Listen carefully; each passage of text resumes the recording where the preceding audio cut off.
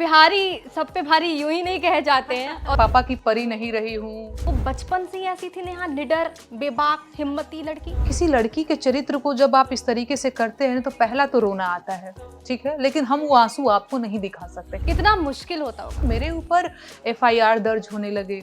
ये सरकार रोजगार की बात करती है और मेरे पति को बेरोजगार बनाया है इन्होंने। बीएड कर लो, बियाह वाला पढ़ाई पढ़ा दो, आइए BA पास और लिए दिए साफ करा दो, सब तेज है पढ़ने। डेली रूटीन में था। पिटाउर, मेरी पिटाउर लड़की थी। फोन दे दिया जाएगा तो लड़की बिगड़ जाएगी, पता नहीं किससे बात करेगी, किससे चैट करेगी। ओ हमरा प्रेम के निशानी दिखाई द पिया, शौचालय बनाई द पिया ना।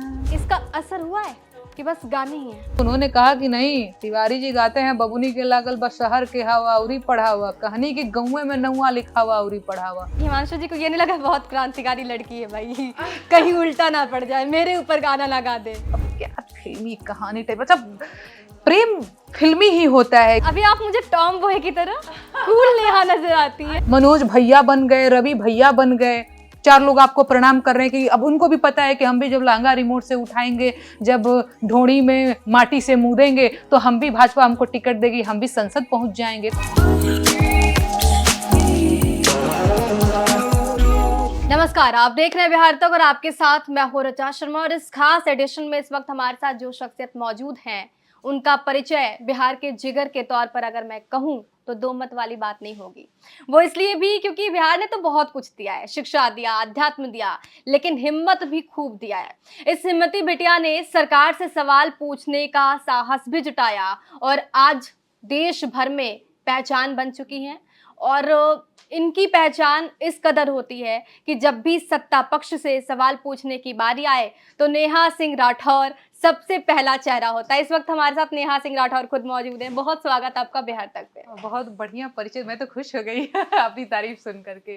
शुक्रिया ऋचा ये मंच देने के लिए। नहीं, बिहारी सब पे भारी यूं ही नहीं कहे जाते हैं और ऊपर से जब नेहा की बारी आती है तो वो सुपर बिहारी और सुपर भारी मुझे नजर आती है। वो इसलिए भी क्योंकि सत्ता पक्ष से सवाल पूछना नेहा सबसे कठिन है। बहुत कठिन है ऋचा। विपक्ष की हालत आप देख रही हैं देश में, और जिस तरीके से सवाल पूछने की बारी आती है तो मुझे लगता है आपका नाम सबसे पहले आता है। शुरुआत बिहार से होती है, फिर यूपी में काबे भी पूछती हैं आप। तो ये जो सवाल पूछने का जो आप कह सकते हैं मौका नेहा नहीं चूकती है, वो बचपन से ही ऐसी थी नेहा, निडर, बेबाक, हिम्मती लड़की।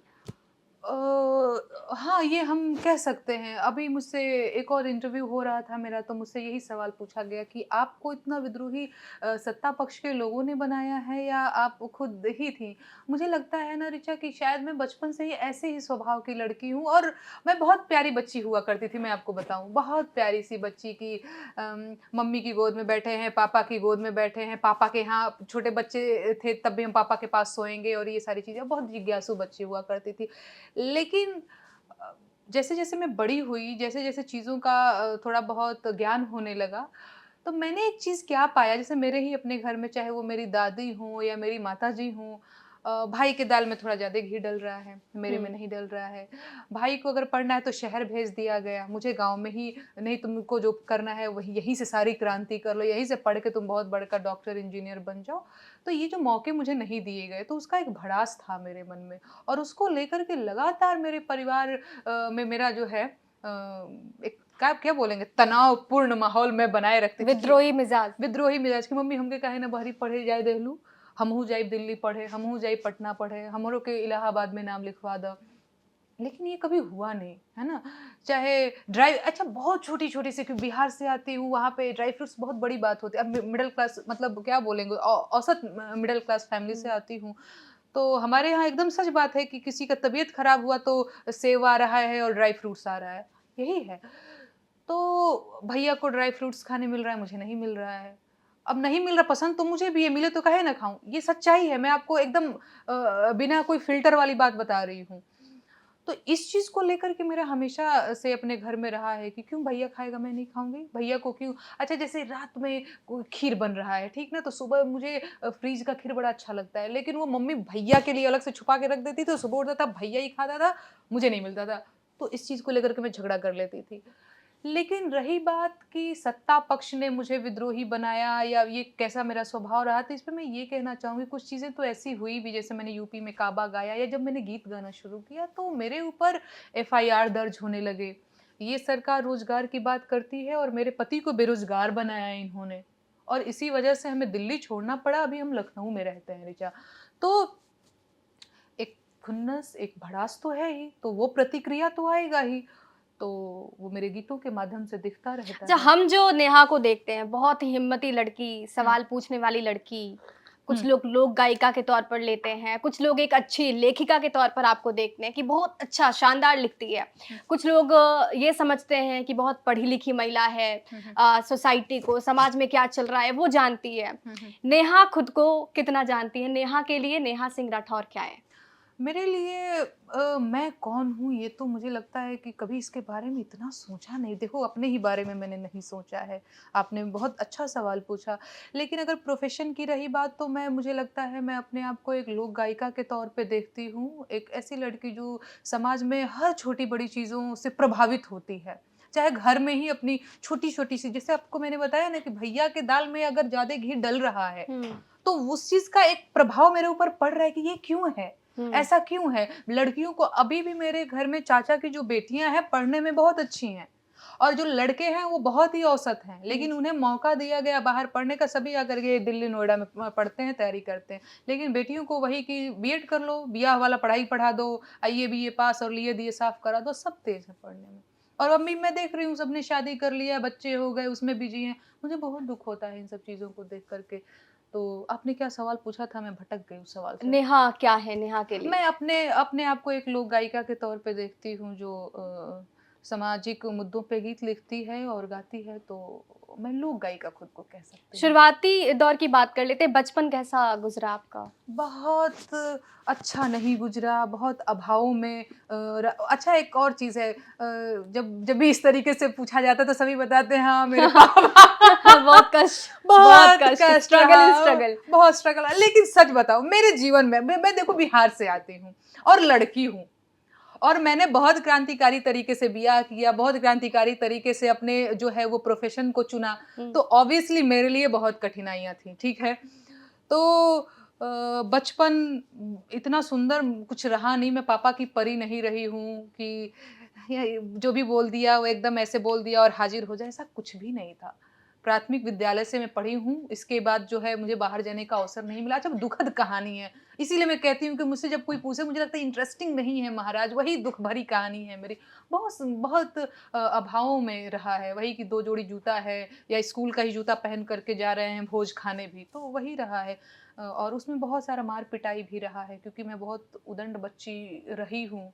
ये कैसे होगा? ये क्यों नहीं होगा? ये मेरे नहीं लिए दे कभी दो। कोई ऐसा मेमोरी आपको याद आया जो आप शेयर करना चाहोगे? कभी आप पिटाई हो बहुत क्योंकि अक्सर होता है कि हम जब गलती करते हैं पापा नहीं, मार दिए, मम्मी एक मार याद नहीं है कि कभी यहाँ पे पिटाई हूँ, वो तो हर दिन, वो तो डेली इसको रूटीन में बिहार में था। कहते हैं पिटौर। आप पिटौर, हाँ, मेरी पिटौर लड़की थी। हाँ, हाँ, हाँ, मेरे पिताजी और मेरी मम्मी भी ऐसे पिटौर लड़की कहते। मेरी मम्मी कहती केकरा घरे तोहार बियाह होई, जेकरा घरे बियाह होई। और एक और चीज़ कहती थी कि बचवा कलेक्टर होई हन तबो तू पैसा आटे ना देबू। बहुत ये सब बातें होती रहती थी। एक याद है ये कपड़े को लेकर के है। मेरे भाई ने एक जगह हमें जाना था तो मैंने कहा कि मैं ऐसे जीन्स और कुछ शर्ट वगैरह पहन कर के जाऊँगी। उसने बोला सूट सलवार दुपट्टा पहन कर के जाओगी। अच्छा।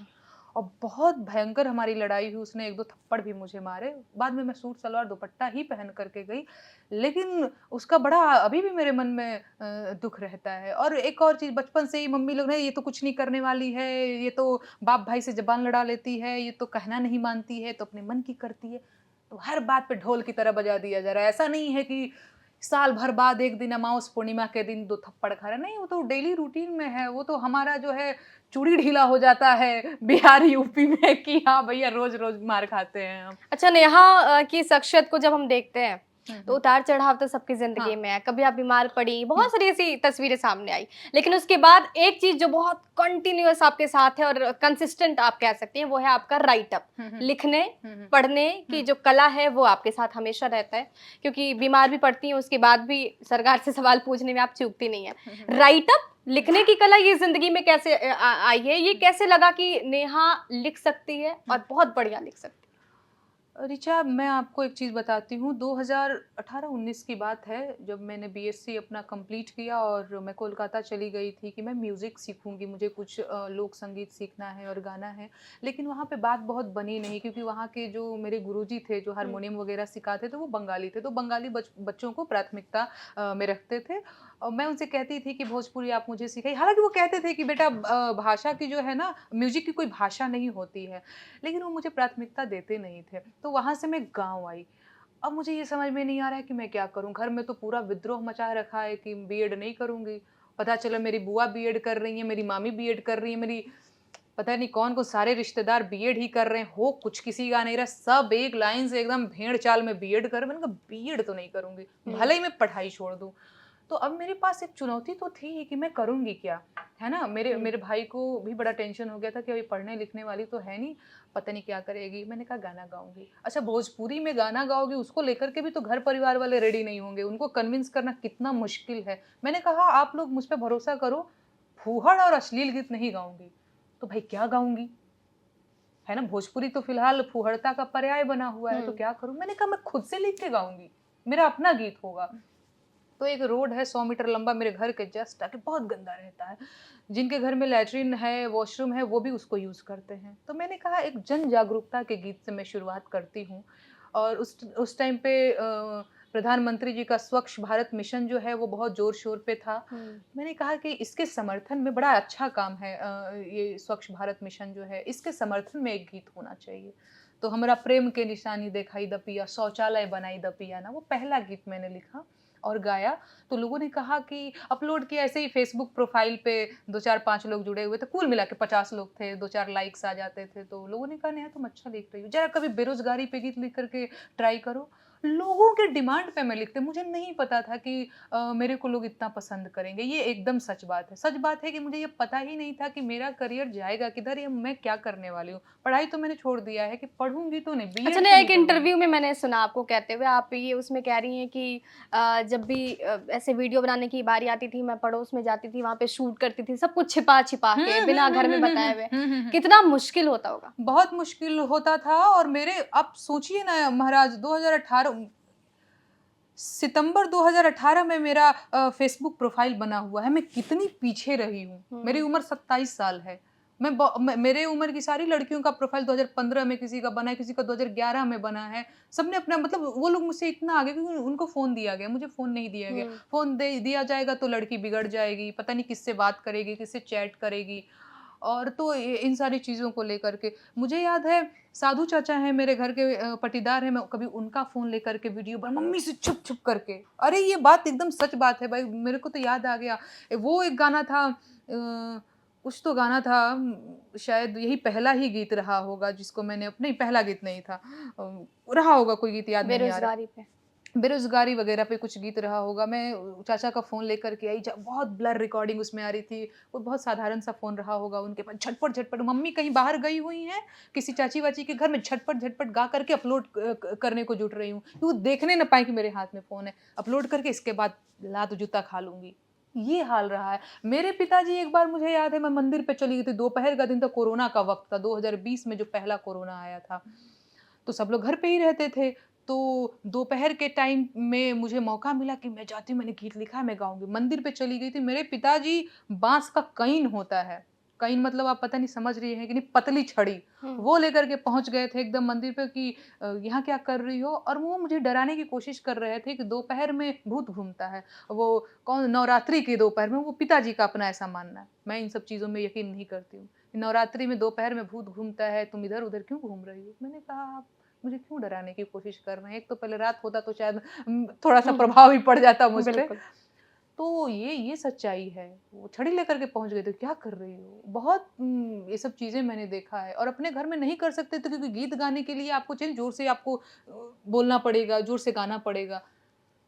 बहुत बुरा दिन वो चल पहला रहा राइट था। अप मैं सुनना चाहूँगी आपसे, जो आपने जिससे स्टार्ट किया। लेकिन उससे पहले आप कुछ चाय की चुस्की ले हाँ, लीजिए। हाँ, मैं हाँ। ही पी रही हूँ, लोगों को ये ना लगे कि ये तो बस वो बोल रही हैं और ये पीने नहीं दे रही है। नहीं, नहीं, ऐसी कोई बात नहीं है, मैं आपको वो गीत सुनाती हूँ। हुँ। हो हमरा प्रेम के निशानी देखाई द पिया, शौचालय बनाई द पिया ना। हे बनाई द पियाना, हो बनाई द पियाना, बेटी बहिन के लजिया बचाई द पिया, शौचालय बनाई द पियाना। हो बड़की भौजी बाड़ी कनिया, भैली रे सयनिया, हो बड़की भौजी बाड़ी कनिया, ननदी भैली रे सयनिया, हो हमरा न न न न रे दिखाई द पिया, शौचालय बनाई द पिया। अच्छा, क्योंकि पहला गीत है तो मैं थोड़ी लाइनें भूल रही हूँ, लेकिन वो शौचालय बनवाने के ऊपर ये गीत तो उन्होंने ये लिखा कितना था। प्यारा है, मतलब एक मैसेज हाँ हाँ हाँ उस भोजपुरी इंडस्ट्री की आप कह सकते हैं गानों में से एक है जिसको लेकर लगातार सवाल उठते हैं, लेकिन उसमें उस सिस्टम के बीच में इस तरह का गाना गाना, जबकि आपको पता होता कि ऑडियंस इसको उतना प्यार नहीं हाँ देगी, हाँ हाँ हाँ चाहे नहीं चल पाएगा, हाँ लेकिन हाँ फिर भी आपने हिमाकत की वो। हाँ हाँ हाँ इसको सुनने के बाद मुझे नहीं लगता कि किसी भी पेरेंट्स, माता चाहे पिता चाहे पड़ोसी में, किसी को अपोज होगा हाँ हाँ कि हाँ ऐसे गाने क्यों। हाँ हाँ हाँ, इस चीज को तो लेकर के नहीं रहा। जो एक इमेज बनी हुई थी कि भोजपुरी में तो लोग ढोड़ी चोली देवरा ढोड़ी चटना बा और ये सब करते रहते हैं, उससे अलग तो ये बात थी। लेकिन फोन मेरी माता जी ने मुझे कभी अपने हाथ से ऐसे दिया नहीं कि लो बड़ा अच्छा कर रही हो, लो अब करो, ये नहीं हुआ। हमेशा से उनको ये लगता रहा कि लड़की है तो कुछ तो कांड करेगी फोन देने पे। अच्छा, मेरे भाई के पास एक बड़ा अच्छा सा टैबलेट था, हम्म। वो यूज़ नहीं करता था, वो एक नया फ़ोन यूज़ करता था, तो उसका पुराना छूटा-छटका हुआ टैबलेट कभी मैं यूज़ करती थी। हालाँकि उसकी उसमें कैमरा तो अच्छा था नहीं, तो उसको मैं यूज़ नहीं कर पाती थी। लेकिन बड़ा ये मैंने देखा है, अभी मुझे याद आ रहा है कि ऐसा नहीं था कि बड़ा अच्छा, जो जो आपने कहा कि विरोध तो नहीं हुआ होगा, तो ये भी नहीं था कि बड़ा अच्छा कर रही हो, लो एक फ़ोन और काम करो, ऐसा नहीं है। एक चीज़ और मुझे याद आ रहा है, मैंने पहला फ़ोन अपने ही पैसे से खरीदा था। वो कोई तो कंपनी थी, वो पता नहीं, मैं भूल गई। Realme, Redmi. हाँ, हाँ, हाँ, वही रेडमी 18 प्रो कुछ ऐसे करके क्योंकि थी। हम सब उसी फेज से आए हैं, हाँ, तो मैं कनेक्ट कर सकती हूँ। वही था। मैंने कुछ मेरे पास कुछ पैसे आए जब, तो मैंने 20-22 हज़ार का फ़ोन अपने पैसे से खरीदा था। वो अलग बात है कि मेरा भाई तो मेरा फ़ोन-वोन भी तोड़ा था और उसको मैंने फिर आईफ़ोन गिफ्ट किया था। अच्छा ये नेहा, जिस नेहा से मैं मिल रही हूँ, हुँ, हुँ। जो स्माइल रखती है, जो हिमाकत के साथ अपनी बातें रखती है, वो उसका नेचर क्या इमोशनल भी है? इमोशनल एंगल उसकी लाइफ में कितना है? बहुत इमोशनल लड़की हूँ महाराज, पता नहीं लोगों ने मेरे बारे में ये परसेप्शन बना रखा है कि बहुत घमंडी लड़की है, बहुत जो है ऐसे जवाब दे देती है। सच बताऊँ तो मुझे जो व्यक्तिगत रूप से जानते हैं, चाहे वो मेरे दोस्त हों या मेरे परिवार के लोग हों या जो मेरे पड़ोस के लोग हों, उनको पता है कि मैं, अच्छा, अपने मुँह मियाँ मिट्ठू होने जैसी बात हो जाएगी। मुझे लगता है मैं बहुत प्यारी बच्ची हूँ और बहुत सेंसिटिव बच्ची हूँ, ये मुझे लगता है। पर पता नहीं कैमरे पे तो लोग मुझे यही कहते रहते हैं कि ये तो बहुत जो है उदंड लड़की है, बहुत घमंडी लड़की है, लोगों को ऐसे बोल देती है। पर मुझे लगता है कि गलत चीज़ों का विरोध तो होना ही चाहिए, चाहे आप जितने भी इमोशनल हों। आप इमोशनल रहिए, सेंसिटिव रहिए, बहुत अच्छी बात है, लेकिन गलत का विरोध करना भी सीखिए। तो अच्छा, लास्ट टाइम कब रोई थी? कब लगा कि सब कुछ खत्म हो रहा है? हाँ, ये तो जब मेरा ऑपरेशन हुआ था, जब मेरी सर्जरी हुई थी, बाप रे बाप! ये पहली बार मेरे शरीर का कोई एक जो है ना सर्जरी हुई है। बहुत रोई थी, मुझे लगा 3 महीने हालाँकि बीत गए हैं, अभी मैं आने-जाने भी लगी हूँ, तो ये मेरे लिए बड़ा अच्छा लग रहा है। तब मुझे लगा था कि अब मेरी दुनिया खत्म, अब बस वही बिस्तर पे पड़े रहना है, एक करवट बदल के, ना इधर मुड़ा जा रहा है, ना उधर मुड़ा जा। आदमी जब अस्वस्थ होता है ना शारीरिक रूप से, तो बड़ा कमज़ोर महसूस करता है, तो बीते दिनों में तो रोई हूँ। एक तस्वीर मैं आपको याद दिला देती हूँ। हाँ, हाँ, हाँ। जब आपने यूपी में काबा गाया, सरकार से सवाल पूछा, आप हाँ। पे एफआईआर हो गया। आप जिस सोसाइटी में रहती थी, हाँ, हाँ, उस हाँ। सोसाइटी के लोग आपको बॉयकॉट करने लगे। उस हाँ। सिचुएशन में आपने कैसे टैकल किया? मैं आपको बता रही हूँ, रात के साढ़े 7-8 बजे कुछ आया होगा मुझे नोटिस, और हम लोग एसएफएस डीडीए कॉलोनी में ही, मुखर्जी नगर दिल्ली में है। तो उससे पहले क्या था ना कि वहाँ पे जो वॉचमैन हैं, उनके साथ हमारे क्योंकि वो भी बिहारी थे, तो हुँ। भैया प्रणाम वाला चलता था। वो भी हमको देख कर के अपनापन उनको फ़ील होता था कि बच्चिया कैसी हो, बच्चा कैसी हो। उस दिन के बाद से वो मुझे बहुत, एक जो होता है ना अजीब-सी नज़र से ऐसे देखना और बच निकलना या आँखों को ऐसे बचा ले जाना, जैसे हम आपको जानते ही नहीं। ऐसा जैसे हम और हिमांशु जो हैं, हम लोग कोई चोर-उचक्का हों। हम लोगों ने कुछ बहुत, पुलिस दरोगा का आना आज भी तो, कितना भी आपका समाज पढ़ा-लिखा हो, अगर वहाँ पे आपके घर पुलिस दरोगा आ जाता है, तो लोग कुछ भी जाने बगैर ही कुछ तो गलत किया होगा। हुँ, एग्ज़ैक्टली। कुछ कुछ तो कांड ये लोग किए होंगे कि पुलिस दरोगा, इनके घर तो पुलिस दरोगा आता है। तो लोगों ने भी कि क्या हुआ है? क्या किया है तुमने? मैंने कहा भाई मैंने कुछ नहीं किया है। ये तो चीज़ रहा, ये तो बड़ा बुरा अनुभव रहा। कैसे टैकल किया पता नहीं, बस हो गया, रोती रही और बड़ा दुःख भी रहा। लेकिन हाँ, वही है, वक़्त गुज़र जाता है, चीज़ें बीत जाती हैं, तो बीत गया, बड़ा ख़राब वक़्त था। और वही एक वक़्त था जब मुझे बहुत स्ट्रेस हुआ था और उसी के बाद से ये सब समस्या शुरू हुई थी और उसके बाद से फिर समस्या बढ़ती इतना गई। स्ट्रेस हुआ उसके बाद भी आपने गा दिया एमपी में काबा। ये तो फिर तो हार मानने वाली बात हो जाएगी कि मुझे मैं इतना नहीं, नहीं, नहीं, नहीं, नहीं। हाँ, ठीक है स्ट्रेस हो सकता है क्षणिक जो है वो तनावपूर्ण माहौल भी बन सकता है, पर ये कैसे हो सकता है कि मैं आपसे सवाल करना बंद कर दूँ? और मेरे पति की नौकरी ले ली इन्होंने, मेरे खिलाफ फर्जी में बहुत सारा एफआईआर एमपी में एफआईआर, जौनपुर में एफआईआर, हरियाणा में भी एक पता नहीं किसने एफआईआर करा दिया हुआ है। एमपी का एफआईआर जो है अभी सुप्रीम कोर्ट में चल रहा है वो मामला। ए भाई तो मैं भी आम इंसान हूँ, बहुत साधारण लड़की हूँ, ऐसी लड़की जिसको गुस्सा आता है। मैं वो फर्जी वो नहीं कि नहीं जी मैं तो बहुत सहनशील लड़की हूँ, मैं तो एकदम से माटी की मूर्ति हूँ। माटी की मूर्ति तो हूँ नहीं। हुँ। क्रोध आता है, भूख लगती है, प्यास लगती है, वैसे ही क्रोध भी आता है, गुस्सा भी लगती है। तो वो एक जो भड़ास है, तो वो मेरे गीतों के थ्रू निकलता है। वो जो एक प्रतिक्रिया है, वो तो आएगा ही। मैं हार नहीं मान सकती ना, मैं सरेंडर नहीं कर सकती कि सॉरी सरकार बहादुर हमसे तो गलती हो गई। ये नहीं हो सकता। हमको पता है हमने गलत नहीं किया है।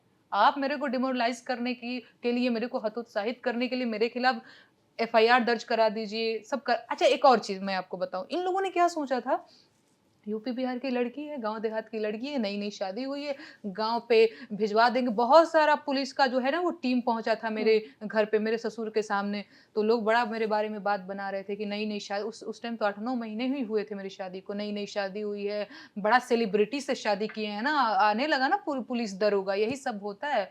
ये सब इसलिए किया गया कि मैं हतोत्साहित हो जाऊँगी या मेरे घर वाले ही मुझे खुद रोक देंगे। लेकिन थैंक गॉड मेरा पति इतना अच्छा है, मेरे पति बहुत समझदार है, मैंने एक बहुत सही जीवन साथी का चुनाव किया जो स्तंभ की तरह मेरे पीछे हमेशा खड़े रहे और आज भी कहते हैं नेहा तुम जो कर रही हो सही कर रही हो। तो तो मैं ये लाइफ का क्रांतिकारी फेज़ है आपका, हाँ, हाँ, जब हाँ। आप सवाल पूछती हैं और आप पे जितने भी दाग लगते हैं, हर दाग को छुटाने की कोशिश, उसका जवाब देने की कोशिश हुँ, आप करती हैं। हुँ, लव मैरिज वाला भी फेज़ है, हुँ, हुँ, क्योंकि लड़की हैं, हुँ, हुँ, एक ह्यूमन बीइंग है, हुँ, तो हुँ, हर तरह का इमोशन है। हुँ, हुँ, हुँ। सबसे पहले हिमांशु से अपने पति से आपकी मुलाकात कब हुई? बुक फेयर में मिले थे यहीं दिल्ली में जो होता है ना बुक फेयर तो वहीं पे हम दोनों मिले थे। हम दोनों की नज़रें अब क्या फ़िल्मी कहानी टाइप अच्छा प्रेम फ़िल्मी ही होता है कि हिमांशु मेरे लिए कविताएँ लिख कर के भेजते थे और मैं उसे नहीं पढ़ती थी। मुझे लगता था कि हाँ, ठीक है कुछ होगा फिर बिना पढ़े डिलीट भी कर देती थी। और मौका फ़ोन था नहीं मेरे पास तो दूसरे के फ़ोन में कभी अपना जो है अकाउंट खोल रही हूँ, तो कितना ही वक़्त मिल पाएगा, एक ये भी चीज़ थी। धीरे-धीरे करके हमें ये सब अच्छा घर में उस दौरान ऐसा माहौल था कि मुझे लगता था कि अब तो मुझे कुछ ठोस कदम उठाना पड़ेगा, चलती हूँ बोरिया बिस्तर बाँध के कहीं निकल पड़ती हूँ, बड़ा ऐसा ही माहौल था। बहुत ज़्यादा तनावपूर्ण माहौल कि बन ही नहीं रही है मेरी किसी से। मम्मी कुछ और चाहती हैं, मैं कुछ और चाहती हूँ, घर में एकदम गोलमेज सम्मेलन चल रहा है, करने क्या वाली हो तुम? तो नहीं मैं तो ये पहली दफ़ा ये किस साल की बात आप 19-20 के बीच की बात मैं कर रही हूँ। शुरुआत किसने की? प्रपोज़ किसने किया? हिमांशु ने तो हिमांशु मेरा यही सवाल है कि हिमांशु जी को ये नहीं लगा बहुत क्रांतिकारी लड़की है भाई, कहीं उल्टा ना पड़ जाए, मेरे ऊपर गाना ना गा दे? नहीं पता नहीं उसको ये नहीं लगा होगा तभी वो अपनी कविताएं वगैरह भेजता था तो अच्छा लिखता था वो तो मुझे लगा कि ठीक है फिर प्रेम धीरे धीरे हो जाता है ना एक दिन तो फिर लगा कि ये एक लड़का है जिससे मेरी बन सकती है फिर हम दोनों ने शादी करने का तय किया और फिर हम दोनों ने शादी भी किया। अच्छा हिमांशु जी की बात आ रही है तो उनकी जॉब की भी बात कर लेते हैं। आपने अभी बताया, शेयर किया वो कहानी कि कैसे उनकी जॉब जाती है। वो सिचुएशन कैसा था आपकी लाइफ में? कैसे टैकल किया उस चीज़ को? क्योंकि अचानक से जॉब चली गई, हाँ कोई हाँ प्लानिंग नहीं है पहले हाँ हाँ और सबसे बड़ी बात है कि आपने कुछ किया नहीं, हम्म, सवाल किया, हम्म, जो आपका काम है। सवाल करने के बाद फिर ऐसी चीज़ें हुई, तो एक तो गुस्सा कि मैंने क्या एक होता है ना कि हमारे अंदर ये गुस्सा रहता है कि हमने तो कुछ किया ही नहीं, क्यों हमारे साथ ऐसा हो रहा है? दूसरा अचानक से ये बहुत बड़ा डैमेज कह सकती हैं हो गया, फिर कैसे सँभाला नेहा ने? देखिए, मुझे तो जो आपने कहा कि पहले क्या आपको महसूस हुआ? पहले तो मुझे ये महसूस हुआ कि मोदी जी जो अपने भाषणों में कहते रहते हैं रोज़गार की बात, ये कितना अजीब-सा विरोधाभास है कि आप एक तरफ बेरोज़गारी हटाने की बात करते हैं और एक आदमी जिसके पास काम-धाम है, आप उसको बेरोज़गार कर देते हैं। तो लगता है कि आप बेरोजगारों के पक्ष में तो नहीं हैं, आप बेरोजगारों के जो है वो हित के लिए तो काम नहीं कर रहे हैं। तो सबसे पहले तो इस बात का दुख हुआ कि जो हमारे प्रधानमंत्री जी हैं बड़े झूठे आदमी हैं और अपने बात के पक्के आदमी नहीं हैं। पहले तो ये एहसास हुआ और पूरी तरीके से यकीन हुआ, एहसास तो पहले भी था। दूसरी चीज, मैं आपको एकदम सच्चाई बता रही हूँ, हिमांशु ने भी मुझे कभी नहीं कहा कि तुम्हारी वजह से ये सारी चीजें हो गई। हम दोनों बैठे और हम दोनों ने बातचीत किया कि ठीक है, अब दिल्ली रहने का जो है वो रहने की बाध्यता नहीं है, क्योंकि दिल्ली में जब हम थे तो जॉब थी तो हम लोग थे। तो एक काम करते हैं, अब गांव घर की तरफ लौट चलते हैं। लखनऊ हमारे घर से 100-150 किलोमीटर की दूरी पे है। यूपी में मेरा ससुराल है, तो हम लोगों ने वहाँ पे बसने का सोचा कि गांव देहात से कनेक्ट रहेंगे और खेती बाड़ी पे हम लोग जो है ध्यान देंगे। और आज भी आप देखती होंगी मेरे खेत में तो भिंडी विंडी बड़ा उगाया है। हम दोनों खेती बाड़ी करते हैं और हम दोनों ने सोचा था अच्छी बात ये है कि 2-4 बीघे खेत हैं, तो कोई दिक्कत नहीं हुई उस तरीके से। या आप ये कह सकते हैं कि हमारी आवश्यकता कभी इतनी हाई फाई थी ही नहीं कि हमें ये नहीं मिला तो क्या हो जाएगा, वो नहीं। बिहारी आदमी है महाराज, शुरू से ही हम लोग की ट्रेनिंग, एडजस्टेबल। हाँ हाँ हाँ, ट्रेनिंग ऐसे दी गई है कि 2 जोड़ी जूता हो तो भी हम लोग काम चला लेते हैं, 1 जोड़ी जूता हो तो भी काम, 2 जोड़ी कपड़ा हो तो भी काम चल जाएगा। तो ये एक अप्रोच रही हमारी। बहुत हाई फाई हम लोग हैं भी नहीं, बहुत बहुत साधारण, बहुत मामूली लोग हैं। 2-4 बीघे की खेती है तो खेती बाड़ी कर लेते हैं। हम दोनों ने तय किया कि अब जो हमने काम शुरू किया है उसमें ये चीजें आएंगी और ये तो सिर्फ ट्रेलर है, आगे और भी बड़ी बड़ी चीजों के लिए हमें तैयार रहना पड़ेगा और हम दोनों तैयार हैं। हिमांशु की लाइफ में आने के बाद आपकी लाइफ में बहुत सारी चेंजिंग हुई और हम वो महसूस कर रहे हैं, देख रहे हैं। पहले नेहा जो 1-2 गाने गाती थी, आप वो उसको कंटिन्यूअस कर रही हैं। आपके लुक में बहुत बड़ा परिवर्तन हुआ है। हाँ हाँ हाँ ये पूरा जो देखने का, प्रेजेंटेशन का जो नेहा का नजरिया है वो भी अलग हो गया है। हाँ हाँ। नेहा पहले जैसे दिखती थी साड़ी पहन कैसे, हम्म। वो नेहा और अब की नेहा बहुत डिफरेंट। आप क्या अंतर पाती हैं, हम आपसे जानना चाह रहे अभी आप मुझे टॉम बॉय की तरह कूल नेहा नजर आती है। अच्छा, अच्छा, पहले अच्छा। थोड़ी सी गांव सी, सिंपल सी, हाँ, हाँ। सादगी वाली नेहा। हाँ, हाँ, तो हाँ। ये परिवर्तन कैसे हुआ? नहीं नहीं, मैं अभी भी गांव की सिंपल सी और साधारण ही लड़की हूँ। अच्छा, ये टॉम बॉय वाला जो आप लुक कह रही हैं, ये तो मुझे अपनी सर्जरी की वजह से डॉक्टर के सलाह पर मैंने कराया है। क्योंकि अच्छा, कई लोगों ने मुझे इस पे तो सवाल किया कि देखो बहुत विदेशी महिला बन रही है, खुद को बाल कटा लिया। मैं बहुत हाथ जोड़ करके आपसे बोल रही हूँ कि ऐसा मैंने खुद से नहीं किया हुआ है। अच्छा, मैं खुद से भी करती तो मैं इस बात को अपने तरीके से रखती, लेकिन सच बात यही है कि डॉक्टर के कहने पे, क्योंकि टिम्पैनोप्लास्टी की सर्जरी हुई है, कान के पर्दे में कुछ ऐसे पैच वैच लगा के ठीक किया गया, तो ये यहाँ से लेके यहाँ तक क्लीन कर देते हैं उसको डॉक्टर। तो इन्फेक्शन के डर से, क्योंकि टाँके वाँके सब यहाँ लगे थे, तो हुआ कि भाई इन्फेक्शन हो जाएगा, बाल लंबे रहेंगे, बाल धुलने में प्रॉब्लम हो जाएगी, तो बाल छोटे करा लो।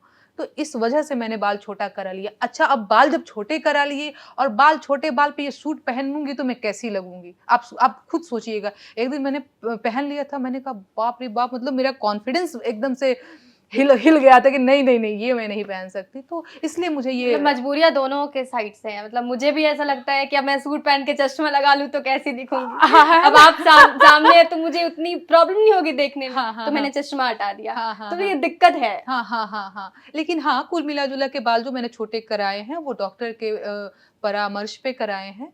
और ठीक है, मुझे लगता है लोग मुझे प्रेम करते हैं, उन लोगों को एक्सेप्ट कर लेना चाहिए कि स्वास्थ्य कारणों से मैंने ये लुक रखा अच्छा है। नेहा, क्योंकि पहले से ही आपने हालांकि ये सोच होगी कि नहीं होगी कि बदलाव हो इसलिए मैं गाना गाऊं, हम्म ये मैं नहीं जानती। आपके खुद के विचार है ये। हम्म लेकिन आपने बहुत सारे गीत लिखे हैं, बेरोजगारी पर लिखा, पलायन पर लिखा, शिक्षा पे लिखा, हर एक समस्या जो देश में आपको देखने को मिली, हर राज्य की समस्या जो मिली उस पे लिखा। इसका असर हुआ है कि बस गाने ही हैं? देखिए, अगर असर नहीं हुआ होता तो एफआईआर नहीं हुआ होता। सिंपल सी बात। अगर असर नहीं हुआ होता तो विधानसभा में योगी जी ये जवाब नहीं दे रहे होते कि लोग पूछ रहे हैं यूपी में काबा, अरे बाबा बाना। असर नहीं हुआ होता तो एमपी में एफआईआर नहीं हुआ होता। असर नहीं हुआ होता तो आए दिन जो इनकी ट्रोल आर्मी है उनके निशाने पे मैं नहीं होती, जो मेरे को कभी पोर्न स्टार से तुलना कर देते हैं। और आजकल तो एक पोर्न एक्टर है कोई, उसके साथ मेरी एडिटेड फोटो लगा दिया है एआई के थ्रू। आजकल तो बड़ा कुछ हो जा रहा है। तो ये असर का ही मामला है। तो ये जो मॉबिंग हो रही है फोटो की और पॉर्न स्टार की आपने बात की, जब ये अचानक से सामने आया तो क्या यार, क्या रिएक्शन क्या था? देखिए, मैं बहुत अपने आप को कॉन्फिडेंट बोलती भी हूँ और हूँ भी, लेकिन सच बात यही है ना कि किसी लड़की के चरित्र को जब आप इस तरीके से करते हैं तो पहला तो रोना आता है, ठीक है? लेकिन हम वो आँसू आपको नहीं दिखा सकते। कैमरे पे वो आँसू हमें से हाँ, इतनी ढिठाई तो है मेरे अंदर हुँ। और इतनी चालाकी है मेरे अंदर कि मैं आपको रोते हुए और कमज़ोर नहीं दिखना चाहती हूँ। लेकिन सच बात यही है कि बहुत बुरा लगा था और मेरे आँख भर आए थे कि बाप रे बाप! लोग क्या कर रहे हैं? अच्छा, मुझे और चिंता हो रही थी कि जो सोशल मीडिया को समझते हैं, इसके मैकेनिज़्म को समझते हैं, उनको तो थोड़ा बहुत आइडिया है भी कि ये चीज़ें एडिटेड हो सकती हैं। हुँ। लेकिन जो गाँव देहात के लोग हैं, जो बहुत बड़े भोले भोले लोग हैं, जो मेरे ही गाँव के लोग हैं, तो उनको कहीं ये सच ना लग जाए। एक तो इस चीज़ का मुझे फ़िक्र था कि वो इस चीज़ को समझ पाएँगे कि नहीं कि ये सब एडिटेड है, ये असल चीज़ नहीं है।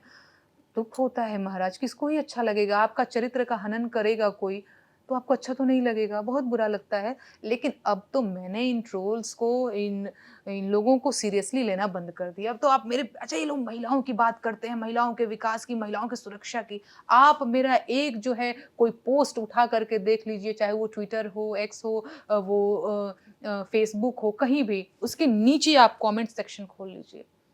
एक से बढ़ के एक नई-नई एक्सपेरिमेंट करते हैं ये लोग गालियाँ और ये लोग महिलाओं के विकास की बात करते हैं। तो इन लोगों को मैंने सीरियसली लेना चाहिए जिनकी बातों में ही विरोधाभास है, जो कहते हैं वो करते नहीं, नारी शक्ति, शक्ति स्वरूपा और मैं नहीं हूँ शक्ति स्वरूपा, मुझे तो 10 गाली दे रहे हो रोज़ आप। तो मैंने इन लोगों को सीरियसली लेना बंद कर दिया। एक और विवाद आपको लेकर होने लगा। लोग पूछने लगे कि ये हॉस्टल कांड क्या है? ये हाय पूछ लीजिएगा। हाय! क्या है ये हॉस्टल कांड? मैंने तो मैं आपको अगर पढ़ कर के बता देती हूँ, मैंने लिखा था तो बड़ा पोस्ट पीछे चला गया होगा। हुँ। इन लोगों ने मेरे बारे में एक हॉस्टल कांड चिपका दिया कि क्या मैं बोलूँ? ग्रेजुएशन टाइम में। अरे कुछ नहीं महाराज, ये इन्हीं लोगों से पूछिए कि हॉस्टल कांड क्या है। ये एक नैरेटिव सेट किया गया मेरे बारे में, मेरे चरित्र को मेरा चारित्रिक हनन करने के लिए, मुझे डिमोरलाइज़ करने के लिए, मुझे हतोत्साहित करने के लिए। उसमें मैंने एक बड़ा एक पोस्ट भी लिखा था, आप कभी उसको सर्च कीजिएगा, तो आपको पता चलेगा कि हॉस्टल कांड क्या है। क्या मैं बोलूँ? कितनी दुखद बात है कि वो लोग एक नैरेटिव सेट करने में सफल भी रहे। तो ये बड़ी दुखद बात है। मेरे को और मियाँ खलीफ़ा है कोई एक पॉर्न स्टार, उसको लेकर के मेरा और उसका चश्मा मैच करता। मेरे को कहने में कोई दिक्कत नहीं है, तुम लोग यही करते रहते हो। ट्विटर पे ट्रेंड चलाते रहते हैं। एक अभी-अभी जो मैंने बताया कि उसके साथ मेरी फ़ोटो एडिटेड फ़ोटो लगा क्या थैंक गॉड कि मेरी फैमिली इतनी अच्छी है, मेरा पति इतना अच्छा है कि मुझसे सवाल नहीं करता कि अच्छा, ये क्या मनोज है? तिवारी के साथ नेहा सिंह राठौर का बहुत गहरा नाता रहा है। नहीं, नहीं ये देखिए मतलब ग्रेजुएशन टाइम से ये जो नाता है वो आपका बहुत वो गहरा। इसलिए है क्योंकि ग्रेजुएशन के बाद मैंने अपनी माताजी को कहा कि हमको भी जाना है भैया दिल्ली, कोटा, पटना पढ़ने, तो उन्होंने कहा कि नहीं, तिवारी जी गाते हैं बबुनी के लागल बा शहर के हवा अउरी पढ़ावा, कहानी कि गौवे में नौवा लिखावा अउरी पढ़ावा। तो तिवारी जी तो एकदम जो है झंडा बुलंद कर रहे थे कि नहीं, नहीं लड़कियों को शहर का हवा लग जाएगा, लड़कियाँ शहर में जाएँगी तो लव मैरिज ब्याह कर लेंगी, लड़का पटा लेंगी, तो ये सब नहीं करना है। तो उनके गीतों से मेरी माताजी काफ़ी प्रभावित थीं, उनके ऊपर बड़ा गहरा असर था। हुँ। उन्होंने कहा कि नहीं, तिवारी जी ने बोला है तुमको नहीं जाना है। तो मेरे मन में एक भड़ास तो थी ही, कि आप कैसे कह सकते हैं? अपनी बिटिया को तो पता नहीं कहाँ-कहाँ पढ़ा रहे हैं आप। और हमारे लिए आपने क्या दिया? भोजपुरी समाज को आपने क्या दिया? कि बेटियाँ तुम घर में चूल्हा पोतो। कोई बड़ी बात नहीं कि कितनी सारी लड़कियाँ जो आज डॉक्टर, इंजीनियर, कलेक्टर बन सकती थी, जो संसद पहुँच सकती थी, वो चूल्हा-चौका कर रही हों। अरे मैं तो थोड़ी-सी विद्रोही लड़की थी, थोड़ी हिम्मती लड़की थी, ये मैं कह सकती हूँ कि मैंने अपने ही घर में किया कि नहीं हमको जो करना है करेंगे। हर कोई ये चीज़ नहीं कर पाता है। नहीं, लोग पूछते हैं कि आखिर नेहा सिंह राठौर को भोजपुरी के एक्टर्स और सिंगर से दिक्कत क्या है है? दिक्कत, मनोज तिवारी, है रवि दिक्कत। किशन मतलब आपके ट्विटर्स को खोले हाँ। तो मुझे लगता है आधा परेशानी उनकी लाइफ में नेहा सिंह राठौर के कारण ही है। जब मन करता है आप कुछ लिख देती हैं। नहीं, नहीं, नहीं, नहीं, नहीं, मैं कुछ भी तो नहीं लिखती हूँ। दूसरी चीज़ है दिक्कत, क्यों? क्योंकि मैं भोजपुरी भाषा की लड़की हूँ। क्यों? क्योंकि मुझे भोजपुरी समझ में आती है। एक बार की बात है सरस्वती पूजा था, यही मनोज तिवारी और ये सब और जो हैं गंदे गायक, इन लोगों के गीत बज रहे थे। हम पिता कोई होली-दिवाली का टाइम था, सब लोग ऐसे घर में खाना-वाना खा रहे हैं। मेरा भाई बैठा हुआ है, मेरे पिताजी बैठे हुए हैं, चोली और लहंगा की बात गानों में हो रही है। तीनों को समझ में आ रहा है और एकदम ऑकवर्ड माहौल बना हुआ है। मुझे इतनी शर्म आई मतलब मेरे पिताजी को भी समझ में आ रहा है कि गाने का अर्थ क्या है। एकदम भड़कीले अजीब से गाने, महिलाओं के देह के बारे में उल्टा-पुल्टा ढोड़ी, लहंगा करते हुए मेरे भाई को भी समझ में आ रहा है। एकदम खाना मुश्किल हो गया था। तब मुझे लगता है कि भाई मैं चुप क्यों हूँ? और आपको कोई हक नहीं है मेरी भाषा को गंदा करने का, है ना। आजकल तो रवि किशन जी बड़ा स्टेटमेंट दे रहे हैं कि हमारे जूनियर ने ना भोजपुरी को बड़ा खराब कर रखा है। अच्छा जी, लहंगा जो है रिमोट से उठाने की तकनीक आप बता करके गए, अब तो आपको खुश होना चाहिए कि आपके नक्शे कदम पे आपके जूनियर चल रहे हैं। चुटकी बजा करके कैसे लहंगा गायब कर दिया जाए, आपको तो ये टेक्निक बतानी चाहिए गुरु। नहीं तो वो आप तो कहते हैं कि लोग सुनते ही नहीं है। अगर मैं अच्छा गाना गाऊं, हम्म भोजपुरी में अच्छे गाने आए, तो हम्म लोग सुनना ही नहीं चाहते। हाँ, इसीलिए आप ड्रग्स बेचने लग जाएंगे। अगर आपका एक कोई कारोबार नहीं चल रहा है, कोई बिजनेस नहीं चल रहा है, इसीलिए आप ड्रग बेचना शुरू कर देंगे। और दरअसल इन लोगों ने ड्रग बेचना शुरू किया है। भोजपुरी में जो अश्लीलता है ना, वो ड्रग्स का काम किया है भोजपुरी श्रोताओं के लिए। और चाहिए, और गंदा चाहिए, और गंदा चाहिए, मुझे और चाहिए, और चाहिए। तो ये बात हो गई है। बाकी रवि किशन जी से, मनोज तिवारी जी से लगातार सवाल होना चाहिए। और भोजपुरी भाषी जो कोई भी है, इनसे सवाल पूछते रहो कि आपने तो अपने लिए गाड़ी खरीद लिया, बंगला खरीद लिया, आप आदर्श बन गए, मनोज भैया बन गए, रवि भैया बन गए, 4 लोग आपको प्रणाम कर रहे हैं कि अब उनको भी पता है कि हम भी जब लहंगा रिमोट से उठाएंगे, जब ढोड़ी में माटी से मूदेंगे, तो हम भी, भाजपा हमको टिकट देगी, हम भी संसद पहुंच जाएंगे। तो आपने तो ये सेट किया है, आप तो आदर्श हैं उनके। आप ये कैसे कह सकते हैं कि भोजपुरी के हमारे जो जूनियर लोग हैं वो बहुत भोजपुरी को गंदा कर रहे हैं, लहंगा रिमोट से उठा करके, और बेबी बियर पी के नाचा ताड़ू छमक छमक छम, और कब देबू, कहाँ देबू, देवेला लेवेला बानी तैयार, ये क्या करके आप क्या कर रहे थे? भोजपुरी का मान बढ़ा रहे थे। तो आपसे सवाल होगा, और ये सवाल कभी नहीं आपका पीछा छोड़ेंगे। और जब तक मैं हूं, ये सवाल तो पूछती रहूंगी। और मुझे लगता है ऋचा, आपको भी पूछना चाहिए, और हर बिहारी को पूछना चाहिए, हर भोजपुरी भाषी को पूछना चाहिए, हर पूर्वांचली को इनसे सवाल करना चाहिए। अच्छा, खाली भोजपुरी भाषा नहीं, बागेश्वर बाबा की बात कर लेते हैं। धीरेन्द्र शास्त्री ने हाल में एक बयान दिया हिंदू राष्ट्र को लेकर, और अभी संभल में जो कांड हुआ है उसको लेकर, जो हिंसा भड़की है उसको लेकर भी उन्होंने एक बयान दिया कि अब सबको एकजुट होना होगा। जिस पर आप भड़क गई और आपने बोला कि आप क्यों नहीं सड़क पे पहले उतर जाते हैं। हाँ, ये लोग कहते रहते हैं, चाहे वो नेताजी हों बड़े बड़े, या ऐसे धर्म गुरु सो कॉल्ड, ये जो बने बैठे हैं, और हिंदुओं का जो ठेकेदार बने बैठे हैं, ये लोग कहते हैं कि सारे हिंदुओं को सड़क पे उतर आना चाहिए। सड़क पे तो आ गए हैं लोग, अब सड़क पे आ गए हैं, सभी लोग सड़क पे आ गए हैं, यही सच्चाई है। ये कहते सड़क पे उतर जाना चाहिए। मैं कहती हूँ कि फलाने मंत्री का बेटा क्यों नहीं सड़क पे आ रहा है, ढिमकाने मंत्री का बेटा क्यों नहीं सड़क पे आ जा रहा है? अरे महाराज, आप ही सड़क पे आइए ना। फलाने जनता को क्यों आप लोग उकसाने का काम कर रहे हैं? मैंने तो योगी जी से सवाल भी पूछा था कि मेरे गीत यूपी में काबा से मैंने वैमनस्य फैलाने की कोशिश की, मैंने तनावपूर्ण माहौल क्रिएट करने की कोशिश की, आपके जो नोटिस में आया था। ये लोग हिंसा भड़काने की दो समुदायों में कोशिश नहीं कर रहे हैं, जो ये कह रहे हैं कि सारे हिंदुओं को तो सड़क पे आ जाना चाहिए, नहीं तो इनके घर लूट जाएंगे, इनकी बेटियां लूट जाएंगी। ये कहाँ हो रहा है? मेरे यहाँ तो नहीं हो रहा है ऐसा। मेरे यहाँ तो सारे हिंदू मुझे तो ठीक लग रहे हैं, सड़क पे कोई ऐसी चीज नहीं हो रही है, हिंदू मुसलमान जैसी चीज। आपने देखा कहीं? नहीं, ऐसा माहौल तो मुझे नहीं लग रहा है। ये सब इन नेताओं का किया धारा है, ये अपना अपना वोट, अपना अपना वोटर्स को जो है वो अलग कर रहे हैं। अच्छा नेहा, ये जो समझदारी है, ये जो मनभेद, क्रांतिकारी जो आपके तेवर है, उसको आप कागज पे उतारती हैं, कितना समय लगता है? एक गीत लिखने में नेहा सिंह राठौर को कितना समय लगता है?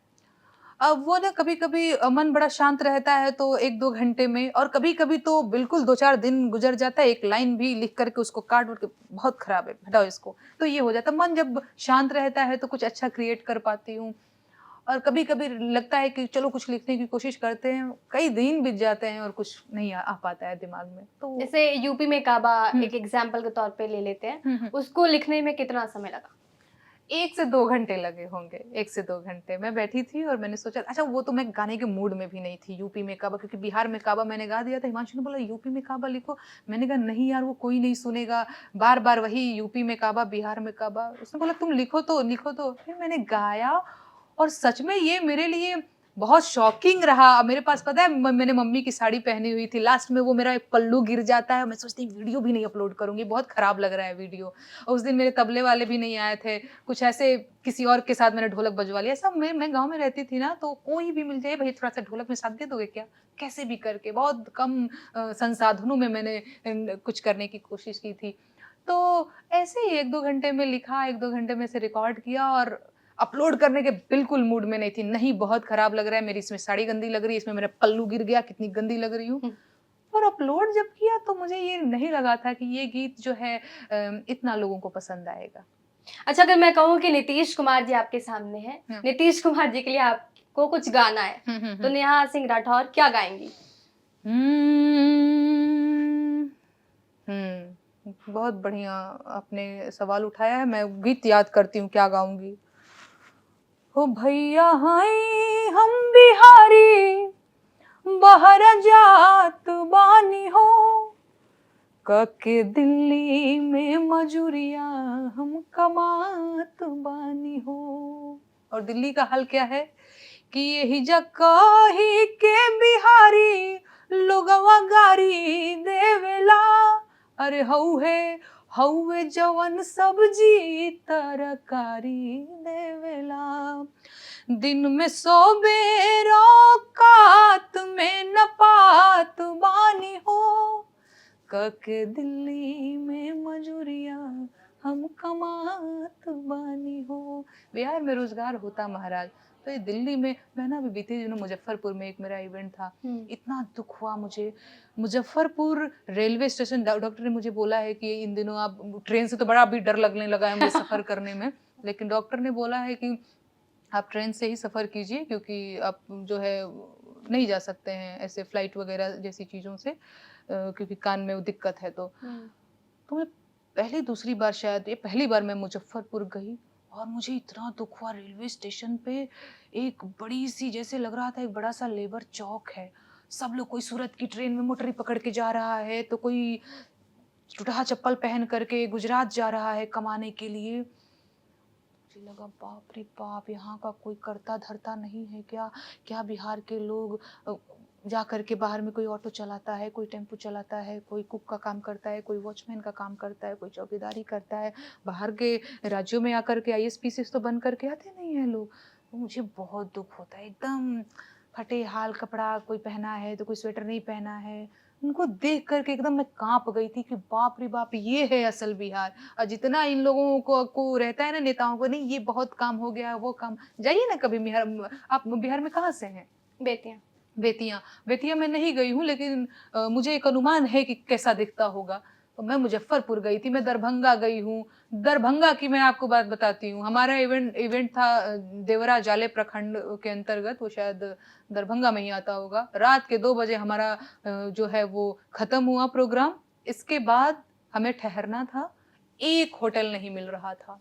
आप सोचिए, यही दरभंगा है जहाँ पे बड़े बड़े DMCH की बात कही जाती है, और DMCH का हाल ये है कि बरसात में इतना पानी लगता है, वहाँ पे स्ट्रेचर तैरते हैं। DMCH का हाल ये है, जहाँ पे लोग गायिकाएं जो सो कॉल्ड हैं वो भी दरभंगा एयरपोर्ट की और DMCH की जो तारीफें कसीदे गढ़ते रहते हैं लोग।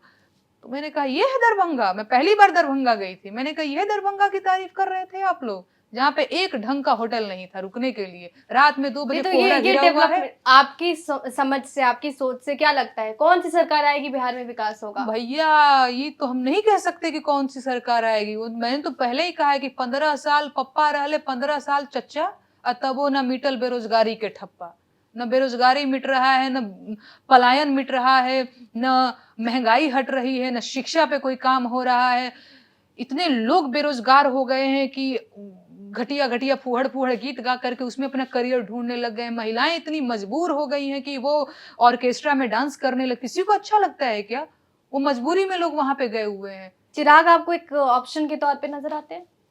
देखिए ऋचा, मैं आपसे बार बार यही कह रही हूँ कि इन नेताओं का कोई दिन ईमान नहीं है। क्या ऑप्शन?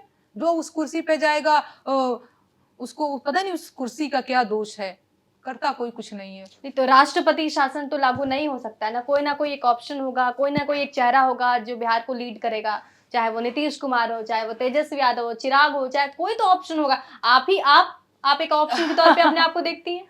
नहीं देखिए, मैं एक मामूली सी लोक गायिका हूँ, मेरा पॉलिटिक्स से कोई लेना देना नहीं। आपने सही कहा कि कोई एक ऑप्शन तो होना ही चाहिए। मुझे लगता है कि वो ऑप्शन जनता को तय करने देते हैं। बिहार की जनता भैया खुद समझदार है, वो खुद ही तय करे। आखिर में तय करने दीजिए कि वो उनको ठाकुर नेता चाहिए कि बाभन नेता चाहिए कि यादव नेता चाहिए, वो सब उन्हीं को तय करने दीजिए, उसमें मैं कुछ नहीं कह सकती। अच्छा, यहाँ बिहारी शब्द को लेकर हम कई बार कहते हैं कि अरे हमें ट्रोल किया जाता है बिहारी शब्द को लेके कि तुम बिहारी हो। हुँ, लेकिन ये जो मानसिकता है वो अब धीरे-धीरे चेंज हो रही है, क्योंकि हम खुद एडमायर करने लगे हैं हुँ, कि हुँ, हम बिहारी सब पे भारी, और हुँ, हम सब वो काम कर सकते हैं जो सब कर रहे हैं। हुँ, हुँ। ऐसी कोई बहुत बड़ी बात नहीं है। नेहा के लिए बिहार क्या है? बिहारी क्या है? मेरे लिए बिहार तो देखिए सबसे पहली चीज़ मेरा मायका है और मायका चाहे जैसा भी हो, वो प्यारा होता है, ठीक है? जैसे मायके के लोग अगर आर्थिक रूप से बहुत संपन्न नहीं हैं, मान लो मेरा भाई बहुत अच्छी जॉब नहीं करता है, खेती-किसानी करता है, वो बहुत ब्रांडेड जूते नहीं पहनता है, बहुत साधारण लोग हैं, पर मायका तो मायका होता है। हुँ। ससुराल, ससुराल होता है।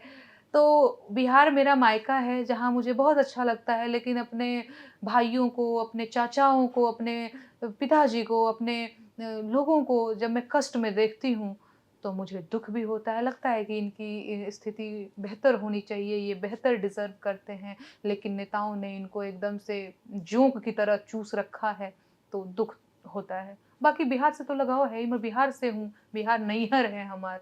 तो एक लगाव तो है ये ही। सिर्फ नैयर नहीं है, बिहार ने ही आपको नेहा सिंह राठौर बनाया हाँ, है। हाँ, हाँ, हाँ। बिहार में काबा हुँ। सबसे पहले आपकी पहचान उसी से बनी है। हाँ, हाँ, हाँ, हाँ, हाँ, बिहार के लोग मुझे बहुत पसंद करते हैं ऑब्वियसली, तो अपने लोग हैं तो पसंद तो करेंगे ही। तो बिहार बिहार को मैं बहुत पसंद करती हूँ, पर दुःख भी होता है जैसे मैंने अभी मुज़फ्फरपुर की बात कही, पता नहीं वो चीज़ मैं आपको एग्ज़ैक्ट बता पा रही हूँ कि नहीं, जो मेरे माइंड में अभी वो जो चित्र प्रस्तुत हो रहा है कंटिन्यू कि बहुत सारा झुंड, है ना? मज़दूरों का बहुत सारा झुंड सूरत की एक ट्रेन का, गुजरात की एक ट्रेन का इंतज़ार कर रहा है। जाएँगे, 2 पैसा कमाएँगे। हर कोई आदमी नशे में चूर है महाराज। हुँ। कोई सिगरेट पी रहा है, कोई दारू पी के निकल रहा है, तो एकदम नहीं, बहुत नेहा दुखद। आपसे बात करने का तो बहुत मन है हाँ, मुझे, और मैं हाँ। चाहती हूँ कि अभी ढेर सारी बातें हम करें। हुँ, हुँ, हुँ। लेकिन क्योंकि आप अभी फिज़िकली बहुत फिट नहीं हैं, अभी बीमारी से निकली हुई हैं, अभी आपका जो सर्जरी हुई है आपकी वो हुई है। इसलिए मुझे लगता है कि आपको बहुत परेशान नहीं करूँगी मैं। लेकिन एक बिहारी के तौर पर नेहा, जब मैं आपकी जर्नी को देखती हूँ तो मुझे बहुत प्राउड फ़ील होता है, और ऐसा लगता है कि एक छोटे से जगह पे आपने बताया कि कितना कितना प्रॉब्लम है यार। हाँ, हाँ, हाँ। मतलब होता है कि आप ये कह रहे हो कि चलो आपके पास संसाधन नहीं है, हुँ, हुँ, हुँ। तो मान ली जाए। हुँ। लेकिन जो सबसे बड़ा संसाधन होता है पेरेंट्स, हाँ। उनके सपोर्ट, हाँ, हाँ, हाँ। वो सपोर्ट अगर नहीं है, हुँ, तो हुँ। फिर आप समझिए कि आपकी कमर टूटी हुई हाँ, है, हाँ, हाँ, और हाँ। उस कमर को स्ट्रॉन्गली आप किस तरीके से अपने आप को आगे लेके बढ़ती हैं, और आज कितना प्राउड है देश की बेटी, और ऐसी बेटी जो सबसे सवाल पूछती है और बिना डरे, वो सिर्फ नेहा ही कर सकती है। ऐसे में मुझे आपको देख के लगता है कि आप कमाल बिहारी हैं। ये अच्छा लगा, ये टैग बड़ा अच्छा है। थैंक यू रिचा इसके लिए। बहुत शुक्रिया नेहा हमसे जुड़ने के लिए, अपनी तमाम जो जर्नी है उसको शेयर करने के लिए। Thank you so much. मुझे भी अच्छा लगा कमाल बिहारी से जुड़ के। अच्छा, नेहा के बारे में आपने बहुत सारी चीज़ें देखी, और नेहा अभी कह रही थी कि जब भी वो गाती हैं तो नीचे जो गालियाँ लिख के आती हैं। बहुत सारे ऐसे लोग हैं जो उनको पसंद नहीं करते हैं, लेकिन बहुत ऐसे लोग हैं जिन्होंने नेहा को नेहा सिंह राठौर बनाया है, लोक गायिका बनाया है। वैसे तमाम लोग से मैं गुज़ारिश करना चाहूँगी, कुछ भी नेहा सिंह राठौर के बारे में अगर आप सोचते हैं, तो कमेंट बॉक्स में ज़रूर लिखिए, और खूब प्यार इस बिटिया पे बरसाइए, क्योंकि बहुत मुश्किल होता है अपने शहर से निकल कर अपनी पहचान बनाना, छोटे से जगह से निकल कर आना। ऐसे में आपको इस चीज़ को इस शख्सियत को, इस जर्नी को एप्रिशिएट ज़रूर करना चाहिए, और अगर आपको भी लगता है कि आपके आस-पास कोई ऐसे बिहारी शख्सियत है जो बहुत कमाल का काम कर रहे हैं, तो हमें कमेंट बॉक्स में उनके भी नाम सजेस्ट कीजिए। बने रहिए हमारे साथ, देखते रहिए बिहार तक।